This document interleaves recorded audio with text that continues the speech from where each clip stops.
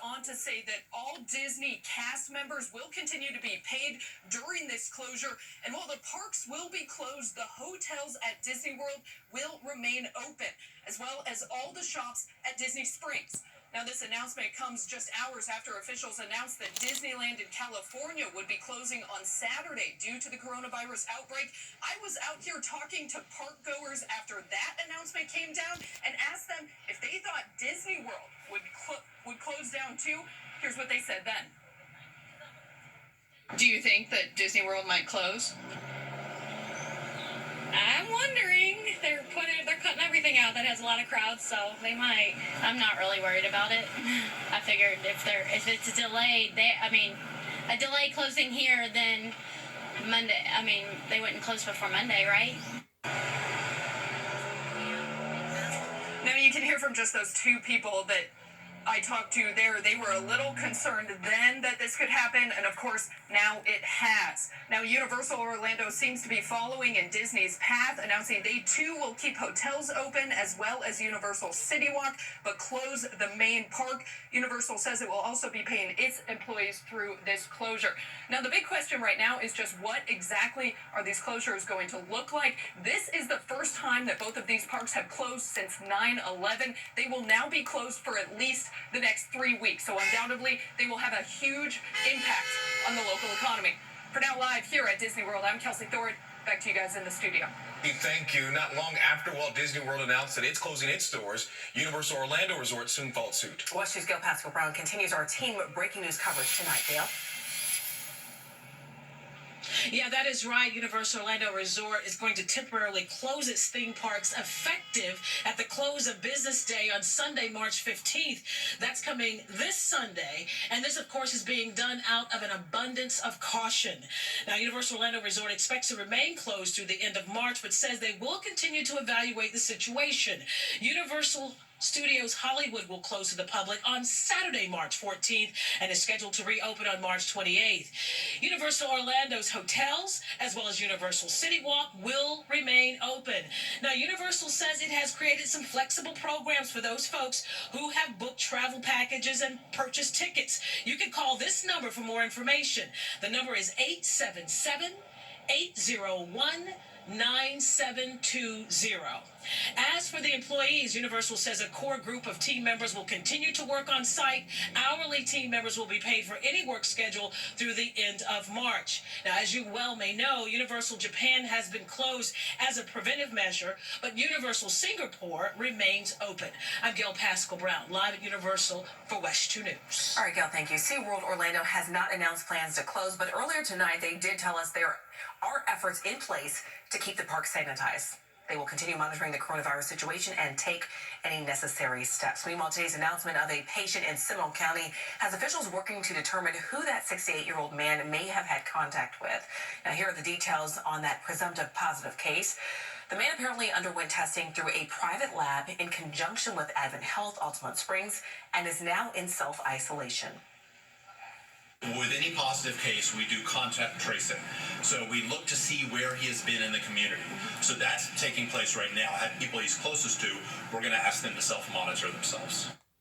And we're told this is a presumptive positive case, meaning the CDC still needs to confirm it, but the man had been on a Nile River cruise tour associated with more than a third of Florida's cases.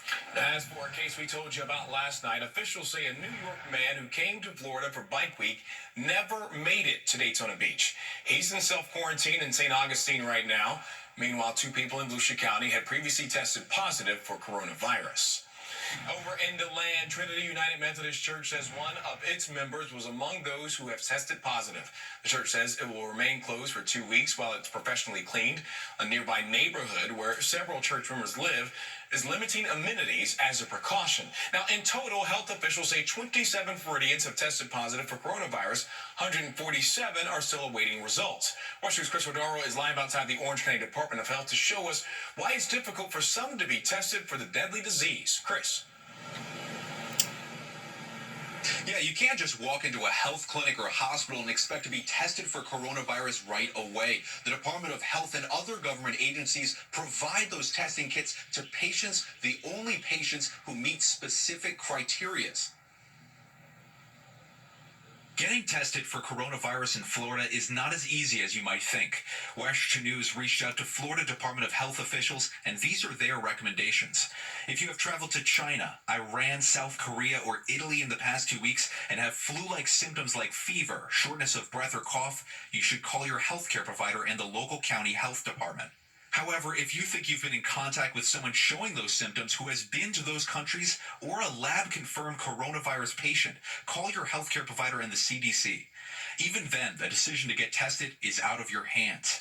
The health department says healthcare providers will work with those government agencies to see if you should be tested. We reached out to local hospitals about testing kits, and Orlando Health tells us we don't have any testing kits. The Department of Health has them. People who think they have it should call the Department of Health, which will make arrangements to get them tested. On top of all those guidelines, a federal health official admitted on Thursday the nation is failing to meet the capacity for coronavirus testing that is needed. The director of the National Institute of Allergy and Infectious Diseases put it this way in a House hearing. The system is not really geared to what we need right now, what you are asking for. That is a failing.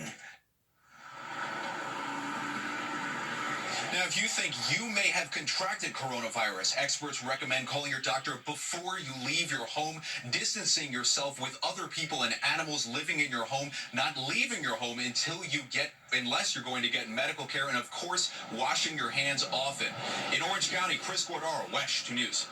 All right, Chris, thank you. Meanwhile, the coronavirus is continuing to have a major impact on the sports world. Wesh TV2's Courtney Jasmine joins us now with the latest details. Court. All right, Summer, the ones that hit closest to home are the suspensions of the NBA and Major League Soccer. No Magic games, no Orlando City Lions matches. The NBA was the first domino to fall, canceling the season indefinitely after Utah Jazz player tested positive for COVID-19 shortly before a game last night. Now, even though the Magic flew on a plane used by the Jazz, that is, the team says there was no exposure to COVID-19. Major League Soccer announced the immediate suspension of all games for 30 days. Orlando City was set to host Chicago Saturday at Exploria Stadium. Well, that's not happening. March Madness has turned into March Sadness. Not only are all men's and women's conference tournaments canceled, the entire NCAA tournament has been wiped from the schedule. Major League Baseball has canceled the remainder of spring training and the first 2 weeks of the regular season. MLB had not had a mass postponement of openers since 1995, and the NFL is calling off its annual league meeting in West Palm Beach. That's where they typically discuss rule changes and other football matters. Now, the NFL draft, set to start April 23rd, is still on schedule. Much more on the impact of the coronavirus coming up later in sports. Guys, back to you. Okay, Courtney, thank you. Rollins College joins the growing list of Florida schools moving to remote learning. UCF announced a similar move yesterday, and Rollins' decision has left some students feeling a little overwhelmed. Students are being told to move out of their rooms and take their belongings home with them. On campus, classes will end Friday, and they are moving to virtual learning beginning Monday, March 23rd, through the remainder of the semester. We spoke to some of those kids who are not sure how these changes are going to work out.